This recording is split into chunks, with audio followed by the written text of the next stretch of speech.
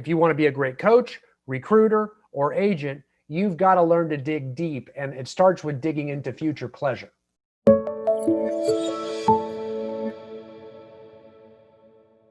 Let's go ahead and talk about that script that is the most powerful conversation, often referred to as a needs analysis, how we use that in a recruiting appointment, which is also the same conversation as a coaching appointment, which is also the same conversation as a listing appointment.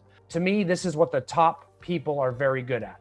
The top executives, the most successful agents, the best real estate coaches know how to ask the right questions to motivate the person in front of them.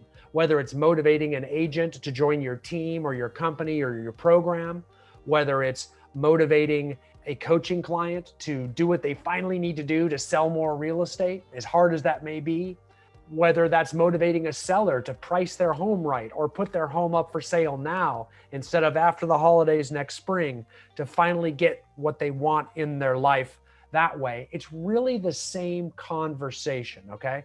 I'm gonna actually show you guys some of the training materials we use to motivate a lot of our coaching clients that run some of the largest teams and brokerages in North America. So I'm gonna show it to you in the context of a recruiting script, but I'm also gonna show you how to use it with both coaching clients and most importantly for a lot of you, listing appointments as well too. So I'm gonna share my screen with you really quick just to kind of give you an overview of the outline so you can see it. And we're gonna be over here where we look at our recruiting process script. And here is the general outline of the needs analysis. Not necessarily for recruiting, but also coaching and listing.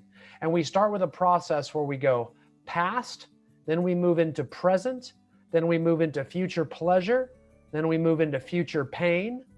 And at that point, we switch into phase 2 of our appointment, where we move into the coaching relationship, where we offer a prescription, a solution to their problem, to their pain. And then we actually talk about an action plan for taking those steps. And now they're going to realize, oh, wait a minute, this is what I need to do. So naturally, we're humans. We're going to start coming up with objections why we don't need to change a thing. And we'll just go back to being miserable like we were before. So we get into an objection handling, okay? So this needs analysis is the general business name for this 7-step process here, okay? That I've divided into 2 halves really, okay? So first we're gonna start talking about the past first and foremost, okay? And when we talk about the past, this is where we wanna stay lazy, okay? When I mean stay lazy, we're not gonna tell and sell. We're gonna sit back and ask questions. When we're meeting with our seller, we're going to ask questions about how long they lived in the house, what they like about the house, what are the best amenities of the house. And then, we're going to let them kind of tell us a little bit about their past, maybe how they got to know each other, what they do for a living.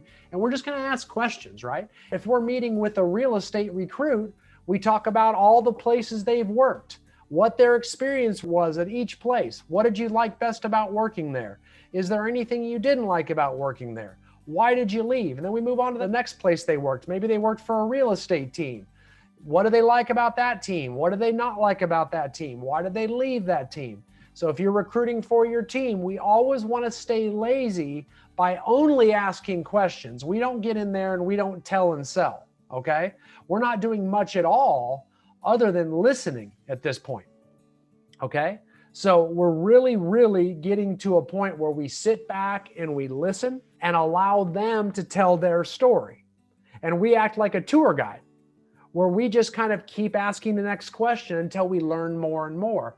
If we are in a coaching relationship, same thing, because we're going to learn all of the things that didn't work. And you're going to learn a lot of limiting beliefs. And quite frankly, you guys as agents, you have tons of them. You've already made up your mind about so many different things. 99% of the ways that work for lead generation, you've already told yourself you don't want to do them. You're still looking for the one that you haven't found yet, typically. You might have one you like to do, but you've turned yourself off. So it's good for me as a coach to know all these negative mindsets or limiting beliefs that you've got for yourselves already, because I already know where I need to battle, right? To get you to finally succeed. right? And that's just you being a human. It's just like, we have objections to, waking up early. We're not morning people or working out. That's just not who we are, or eating less or drinking less. We've all got our minds made up, and it's very hard. Even though we want the results of changing, very rarely will we really be willing to go through the activities to change them. So if you're a successful human, you're one of the motivators. Does that make sense? So when I say, so you're a motivator, you have to be. If you want to be a top agent, you're a good motivator. If you want to be a real estate executive, you got to be a good motivator. If you want to be a successful team leader, you got to be a good motivator, which means you got to dig in and learn to motivate. And when I say motivate, I'm not talking about the president getting up there firing everybody up. I'm not talking about some, Tony Robbins. I'm talking about real life motivation, which means you help somebody else self-discover their own motivation just by asking a series of questions. Okay? And those questions are laid out for you in this process, right? So then next up, and we're going to start showing you those questions here as well too. Then what we do is we're going to move over here into the present, okay? And this is where we're going to ask, we'll start with the real estate recruiting conversation. I'd like you to rank your business for me on a scale of 1 to 10, with 10 being the highest. And 10 is, whatever you think a 10 is. For a lot of people, a 10 is having the perfect amount of business and income that they want. But it could also be the right type of business, the right price point, the right office environment, the right type of clients. It could be the right amount of flexibility with time. All of these things are different for each person. So what is a 10 to you? 10 being the highest, I want you to rank yourself on a scale of 1 to 10. And when they give us that number, that's when we really, really get to a point where we know how they are right now. And that's when we'll move into future pleasure, right? So remember that people cannot say no to their own goals here. So we need to tell them, hey, tell me, where are you planning on going in the future? Okay. So if I'm a real estate agent, I want to know, where do you want your business to be 5 years from now and why? What will that get from you? Because a lot of you, if I were trying to motivate you right now, basically what you would say is, oh no, I'm okay. I'm good. I've got an excuse. It's coronavirus after the holidays. So if I were to say, why don't you start adding 10 people on Facebook and trying to message them for some client event you're going to have in Christmas, every one of you, if you think about if I said that to you personally, think about how quickly the excuses pop into your brain. I mean, every one of you, I guarantee you. Every one of you has got tons of excuses. And I don't agree with any of them. I'm just here to tell you. But I'm sure you got them. Could be coronavirus, could be this, could be that, could be the holidays, could be you're still setting something up. We're still working on getting something into our CRM. So after that, we'll do it. So all of your goals are put on hold. So it's very important we bring those goals out, because usually as humans, we've suppressed them. We've hidden them because we can't bear to look at them, because we're not moving towards them. And if we were looking at that, reality is too much for our brains to handle. I'm going to pull it out. Why? Because I'm one of those few motivators. If you want to be one of those few motivators, you need to learn how to unearth it, dig down deep, and pull motivation out. And all we do to do that is ask the right questions, right? So in a present case scenario on a scale of 1 to 10, you'll hear a lot of agents ask, how badly do you want to move and why? Why do you want to move? Is it because you want to be closer to your grandmother? Because your grandmother's going to watch the kids, take care of them more, spend more time with the grandkids? Maybe also get the kids in a better school district. All of those things seem extremely important. However, the average human, the average home seller, you know what they're like. They'll quickly crawl right back into there and say, oh, I don't need to sell. It's no big deal. I'll just wait till after the holidays. Now, if you pull it out and have a conversation right in front of them in a listing appointment right before you talk about price, all of a sudden they might be more inclined to list their home now for a price that will sell so they can get on with their goals. But if you don't go deep enough, because you just find out why they want to sell and they just give you a quick answer, this is what almost every one of you, I will challenge you and say, every single one of you short porches this part. Unless you take more than 100 listings a year, I almost get, which I know there's a couple of you on here, but most of you short porch this. You don't get into the emotion as to why. You don't get deep enough, which means you don't motivate them. Because they don't want to tell you, because we keep that stuff hidden. I bet you someone asked you today how you were doing and you said, fine, okay. And that person didn't dig any deeper than that. So it's as far as they got. Just because you can tell me why a seller wants to move, I guarantee you that's not enough. Why is not enough. I need to know how it will make them feel when they move. I want you to ask a question about emotion. Because if they start answering you and start telling you the emotion of what it would feel like to see their kids spending so much time with their grandparents every single day and being able to go on date nights and what that would do for their marriage because their grandparents are watching the kids more, and to see the kids get better opportunities from being in that school district. And if they tell you how that makes them feel, that means they're thinking about how it makes them feel, which means they are experiencing what it will feel like.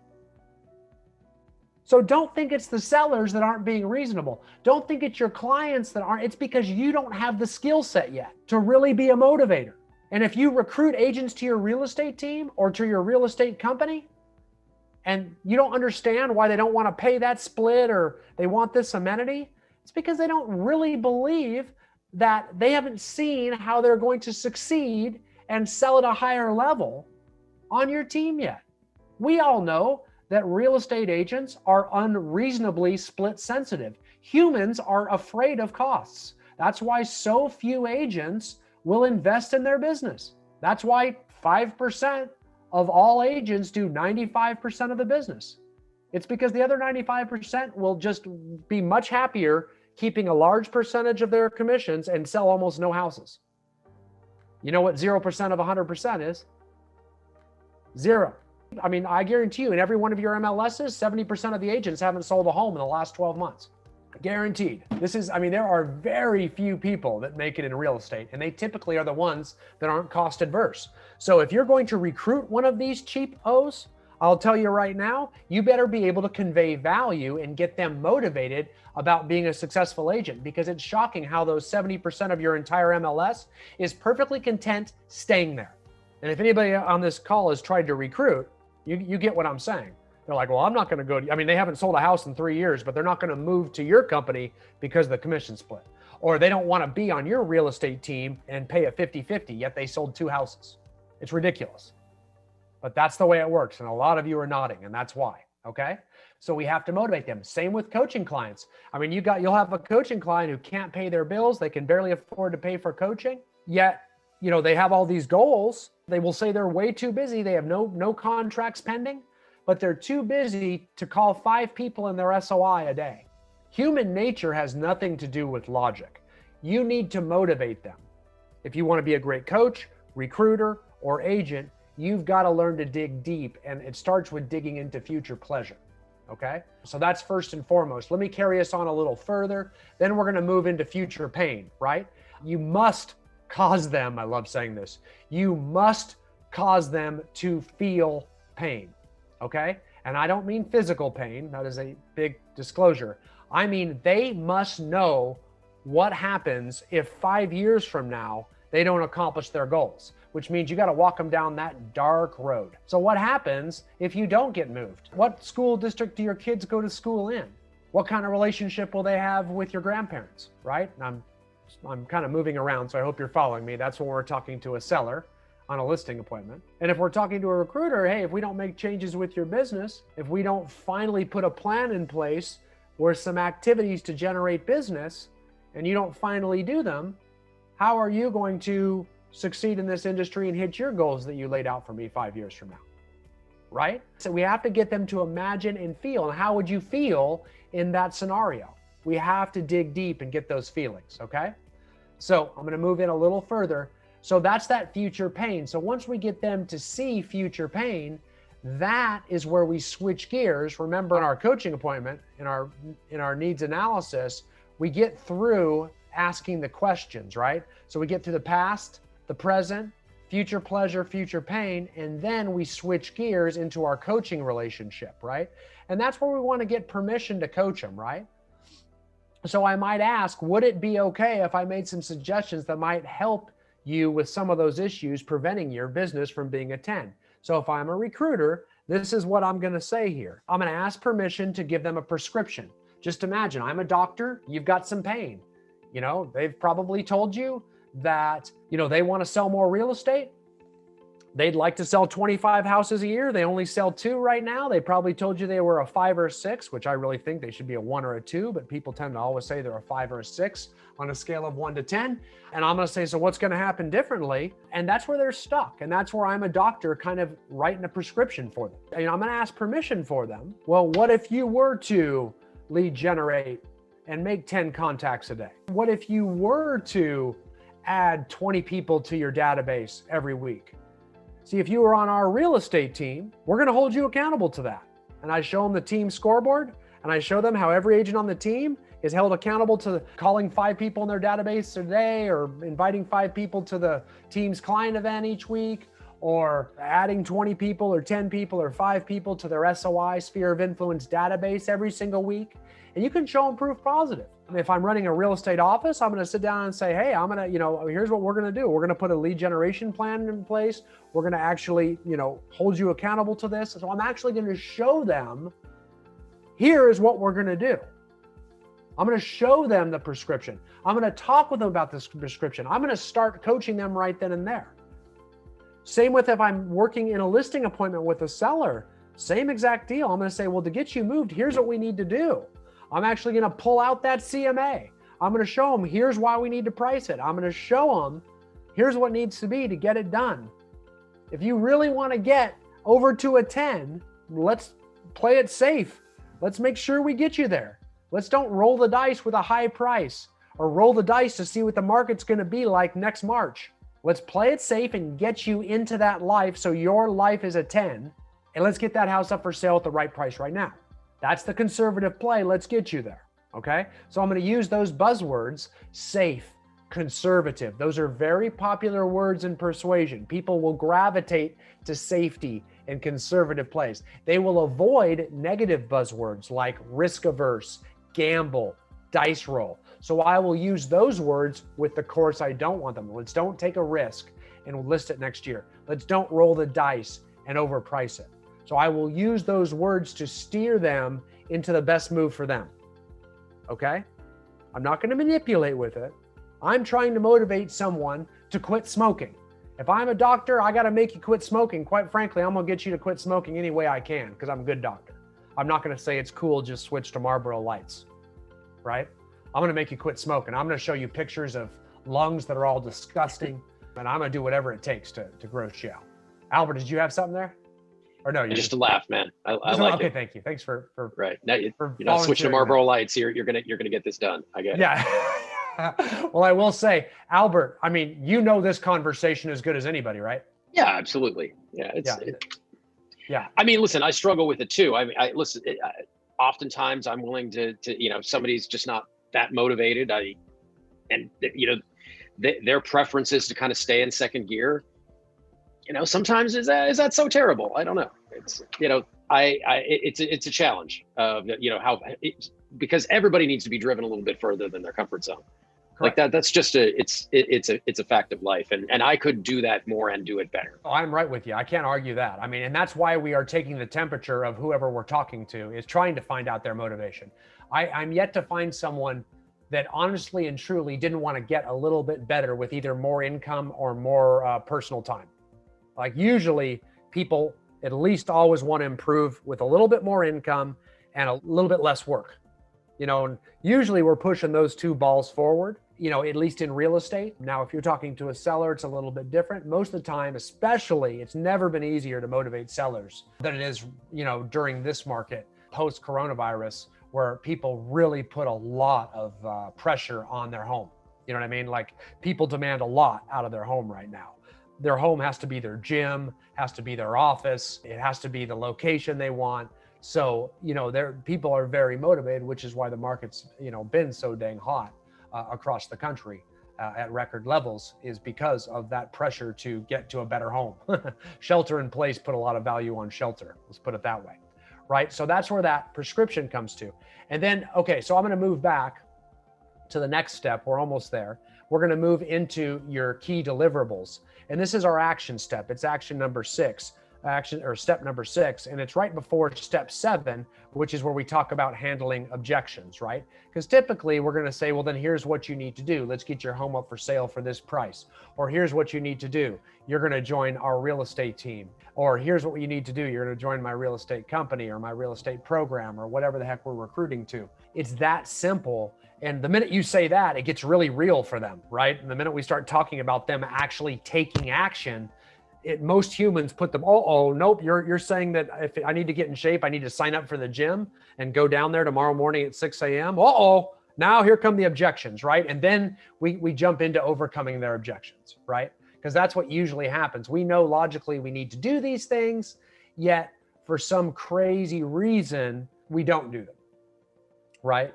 And it's really just subconscious that we jump away from pain much more quickly than we move into pleasure. It's almost like if we touch a hot pan on the stove, we pull away instantaneously, right? That's how we look at pain. Sit-ups, waking up early, going to the gym, or just changing our daily routine. All of that, instantaneously, we take a step back, right? Because that's painful. So we're always going to knee-jerk away and look for as quickly as we can to find a reason in our mind to not do something uncomfortable. So understand, when you are recruiting, when you are motivating, when you are listing, when you are coaching, their knee-jerk reaction is going to be to move away. If they don't move away and they're like, yeah, I just want to do this, be careful. I proceed with it, but understand that objection's usually coming later. You know what I'm saying? It is very common for people to jump away for uncomfortable activity, and you're asking them to change their behavior. So in order to do that, it's really important for you to stay with them and be patient and overcome their objections. And I think Albert, I'm going to make fun of you, Albert, but when you said, well, if someone's a 2, I just kind of give up. And that's, when you're a salty veteran like Albert is, and has done this for a very long time, I'm with you on this. You just shrug emoji. Yeah. Like that. Yeah. That's exactly it. Yeah, no, I've felt that too. No shame in that. It's just like you don't have that energy. And one of the, I don't coach a whole lot of clients myself anymore for that reason, is because I feel that, like if they don't want to do it, all right, they don't want to do it, you don't want to do it, and that's not a good coach. That's not a good motivator. Wait, you know what I mean? So what you're saying is not a good coach. Yeah, that's right. Yeah. Well, that's why most, I don't coach nearly as much as my coaches coach for me anymore for that reason. Right. That I should, in a lot of ways I should be put out to pasture. In a lot of ways I am put out to pasture. But that's kind of how that works. Now, if I'm recruiting someone, and bear with me here, I see people are making fun. That's good. I love people make fun of my quote unquote passion a lot, which is good. You can always freely make fun of me in the chat room or just verbally if you'd like to. One thing I do want to show you here is with regards to a prescription for a real estate agent. So if we are recruiting or coaching a real estate agent in our company or on our team, you all will love this though. I want to show you guys, because this is great for you guys. It's some free coaching for you. I'm going to zoom into our sphere of influence course here. It's chapter 4 of our SOI course. Now I'm going to zoom in a little bit here and show you guys my favorite section of it. And this is really important here. The numbers don't lie, and these are National Association of Realtors numbers. Do you realize 33% of newly licensed agents quit real estate after just their first year? They don't renew their MLS and Realtor News. 87% of agents leave the business within their first 5 years, and 89% of all transactions are handled by 11% of the agents. You talk about some scary stuff. Wow. Okay? That's scary stuff. And you want to know why that is? It's because most people don't do anything to get business. I've never seen people quit the business because customer service was too hard. It's almost always for the same reason. If you ask people, and I've worked with tons of agents, thousands of agents now, they always quit real estate or leave for the same reason. I just didn't make enough money. And then my question to follow up is, well, how much time in the last month have you spent trying to get a new client? And usually that answer is 0. They spend a lot of time showing property and stuff like that. That's not getting a new client. That's customer service. That's a client you've already got. That's back to conversion. Understanding the difference between lead generation and lead conversion is probably the biggest misconception within our industry. Agents spend tons of time servicing themselves, servicing their clients, playing around with their business, but spend no time at all doing anything to try to get new client. Yet their biggest need in their business is more income and more clients, but they do very little effort towards that end, okay? So it's very important if you're recruiting or coaching an agent that you actually start here, right? And I know Jody Jolly, our productivity coach, definitely knows how to do this. But I want to talk about your core. Every agent should be doing this. I don't care who you are. You should be getting the majority of your business from your sphere of influence. There's tons of other ways to generate business, but the majority of it should come from your sphere of influence, okay? And understand that you should have an annual database contact plan where we are systematically, in an automated fashion, reaching out to everyone in our sphere of influence, right? And I recommend 40 annual contacts to everyone in your contact plan. That doesn't mean you need to call them 40 times. Don't log out, okay? But that's a combination of touches. It's a combination of emails, phone calls, text messages, social media messages, mailers, et cetera, right? And I know Candace's eyes are lighting up. Don't worry. Smart plans, right? Right. Now, here's the key to it, right? If you do that with everybody in your sphere of influence, that will result in one closed transaction for every 7 people in your database, your SOI database, okay? Your SOI means these are people that that know who you are.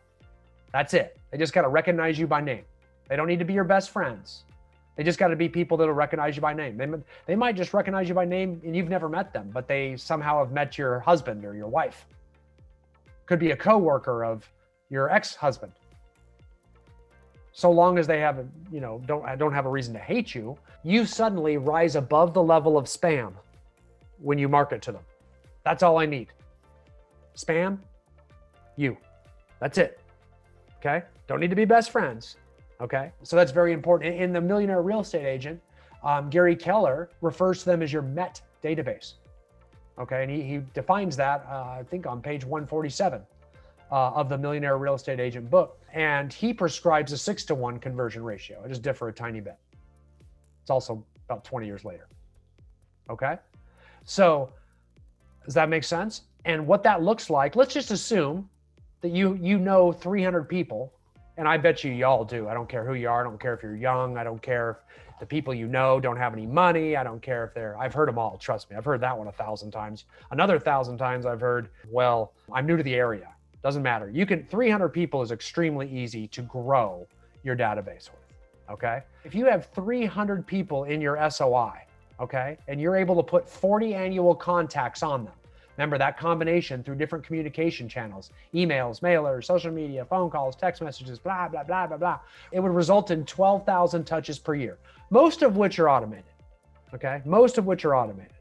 You got a couple phone calls in there, I hope, at least 2 phone calls a year on everybody. That's the only work you're typically doing that's not automated these days. So, that's 600 phone calls a year. That means about 2 phone calls a day. You got to call 2 people in your SOI from Monday to Friday. And if you don't believe me on that, well, there's, 250 business days in a year. You've got to make 600 calls. So just about 2.2 calls a day. It's not that daunting. The rest is automated. If they don't answer, text them. There's your text. Make sense? Simple. Other than that, should all be set up by you, right? And if we apply our 7-to-1 conversion ratio up here that we talk about to these 300 people in your SOI, just go through your phone and go through your friends on Facebook. You should have 300 people in no time. Apply our 7-to-1 conversion ratio, 300 divided by 7, you've got 43 closed transactions a year. Let me stay with you. I know half of you don't believe me already. And that's fine. Like I said, it's a very small percentage of people that succeed in real estate. So I expect a lot of you to not believe it. And that's your reason for not having to do this work. So it's going to be a very small percentage of you that actually pick this up and succeed. Most of you will quit real estate in 5 years, 87% of you to be exact. Did that get your attention?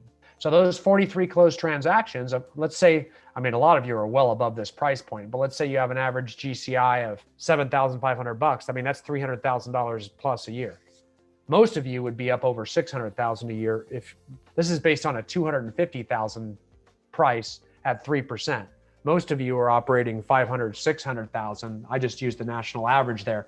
Most of you are, in Southern California operating 500, 600, 700,000 at 2.5%, which is going to put you about double this number, which will put you about 600,000 plus in GCI. The reason a lot of you don't believe this will work is because that sounds too easy. Oh, trust me, it's not easy. Most of you can't even get the dang contacts in your CRM. Most of you won't even take the time to go to the CRM. And then once you get it there, most of you will have 1,000 reasons why you don't want to call them. See what I'm saying? Very few of you get this done. I'm not asking you to dig a ditch. I'm not asking you to be a mason and build a brick wall in 110 degree heat. But this is much harder than that if you look at the success rate. So it does work. From another perspective though. What's that? Check this out. I mean, another way to look at it though is if you can break into the 11%, you get to do 89% of the transactions. That's right. I mean, right? That is exactly right. So I've never seen this exact same facts. It sounds a lot more interesting now. Right. Totally. You're being positive. Wait, glasses half full. I will say, Ryan? I have never seen this fail ever. Okay. But that means the people did it. For the people that did it, I've never seen this fail. But I can tell you a ton of people have not done it. I mean, the vast majority of people will not do this little bit of work. And Jody, I'm coming. I'm just trying to squeeze in a little bit more. This is typically my prescription if I'm a recruiter. So if I'm recruiting to my team, my brokerage, my program, if I'm Jody recruiting to the productivity coaching program, I'm going to get this quick SOI elevator speech down because it's their whole business plan. And I'm going to show them from start to finish, soup to nuts. This is how you do it. And you can have this conversation in 5 freaking minutes.